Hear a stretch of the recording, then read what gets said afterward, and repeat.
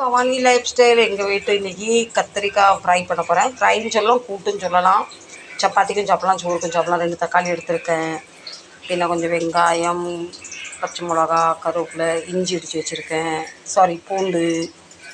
வாங்க இப்போ சமையல் பண்ணலாம். ஃப்ரெண்ட்ஸ், நீங்களாம் எப்படி இருக்கீங்க? நல்லா இருக்கீங்களா ஃப்ரெண்ட்ஸ்? எங்கள் வீட்டில் என்ன சாப்பாடு? இதெல்லாம் சாப்பிட்டு தூங்குங்க. நான் சமையல் பண்ணிகிட்டு இருக்கேன். இன்றைக்கி லேட் ஆகிட்டு, 10:30 மணி தான் வந்தேன். இப்போ மணி 10:45 ஆகிட்டு. இந்த பூண்டு, பச்சை மிளகா, கருவேப்பிலை, தக்காளி. ஆக்சுவலி இந்த கூட்டுக்கு நிறைய பூண்டு உரிச்சு போடணும். அந்த உரிக்கிறதுக்கு டைம் இல்லை, அதனால் கொஞ்சம் ஒரு 2 பூண்டு எடுத்து தட்டி போட்டுட்டேன். கத்திரிக்காய் லேசாக எண்ணெயில் எப்படி கலக்கி விட்டுருவோம். 2 நிமிஷம் கழித்து அதுக்கு மசாலா ஐட்டம்லாம் போடலாம். உப்பு,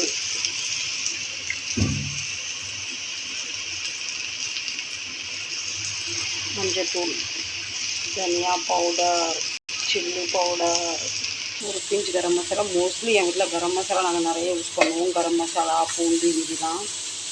மசாலா நல்லா ஃப்ரை ஆகிட்டு கத்திரிக்காய். இப்போ ஒரு 1/2 கிளாஸ் தண்ணி ஊற்றுவோம். நல்லா வெந்து வந்துடும். 1/2 கிளாஸ்ன்னு சொல்கிறது கூடுதலாகிட்டு, ஒன்றும் பிரச்சனை இல்லை. இது ஒரு 10 நிமிஷம் கூட மூடி வச்சிடும். நல்லா ஒரு 10 நிமிஷத்தில் மூடி வச்சுட்டு நான் அதுக்கப்புறம் ஓப்பன் பண்ணி எண்ணெய் பிரிஞ்சு வந்துடும். இப்போ வாங்க இந்த மிளகா சட்னி பண்ணலாம். சாரி, தண்டனை எடுத்துடலாம். இவ்வளோ மிளகா க்ளீன் பண்ணி எடுத்துட்டேன். இதை எடுத்து வைக்கிறோம். ஒரு நாள் வறுத்து சாப்பிட ரொம்ப நல்லாயிருக்கும். தால் சாவலுக்கு, தால் ஃப்ரைக்கு நல்லாயிருக்கும். ஃப்ரெண்ட்ஸ், இந்த மிளகா சட்னிக்கு ஹீரோவே பூண்டு தான். நான் ஒரு 100 கிராம் மிளகாக்கு ஒரு 50 பூண்டு எடுத்திருக்கேன். பூண்டு எவ்வளோ போடுறோமோ அவ்வளோ டேஸ்ட்டாக வரும். இதை இப்போ 1, 2 அப்படி சதைச்சி தான் எடுக்கணும். ரொம்ப மை மாதிரி அரைக்கக்கூடாது. நான் அரைச்சிட்டு காட்டுறவங்கள்ட்ட. ரொம்ப மையாக இருக்குல்ல, சதைச்சி எடுத்துட்டா. வாங்க போய் தாளிக்கலாம். கடுகு நல்லா பொரிஞ்சிட்டு இதை போட்டுடலாம். உப்பு இப்போ குறைய தான் போடுறேன். என் கை உப்பு கூடிடுது. உப்பு, நிறைய மஞ்சள்தூள், கம்பல்சரி காயப்பொடி, இந்த குட்டி ஸ்பூனு, அது 1/2 ஸ்பூன் போட்டிருக்கேன். இதுக்கு ரொம்ப டைம் எடுக்காது ஃப்ரெண்ட்ஸ். டக்குன்னு ரெடி ஆகிடும். இது சப்பாத்திக்கு, ரைஸ்க்கு, தால் ரைஸ்க்கெல்லாம் ரொம்ப ரொம்ப டேஸ்ட்டாக இருக்கும். நாங்கள் ஊருக்கு போகும்போது பண்ணி எடுத்துகிட்டு கெட்டு போகாது.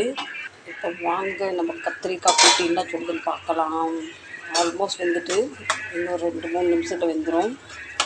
அதனால் சட்னிக்கு கம்பல்சரி லெமன் வேணும். என்கிட்ட ரொம்ப குட்டி குட்டி லெமனாக இருக்கா, 2 எடுத்துட்டேன். சாறு புளிஞ்சு எடுத்துக்கலாம்.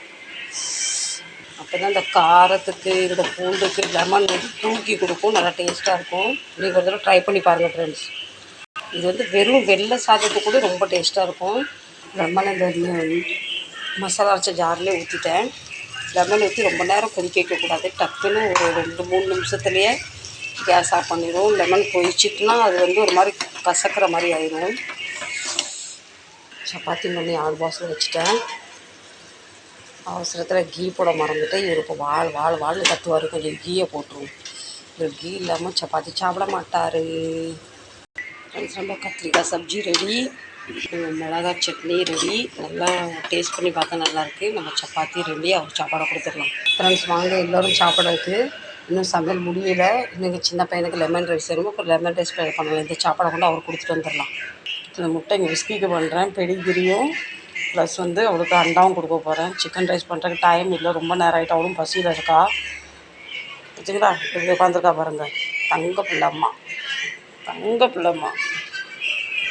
ஃப்ரெண்ட்ஸ், எங்கள் விஸ்கிக்கு வெயிட் கூடிக்கிட்டே போகுது. டாக்டர் அளவு சாப்பாடு தான் கொடுக்க சொல்லியிருக்காங்க. அதனால் அவளுக்கு எல்லாம் விழுது. 2 கரண்டி பெடிகிரியும் ஒரு அண்டாவும். வாங்க விஸ்கி சாப்பாடு கொடுக்கலாம்.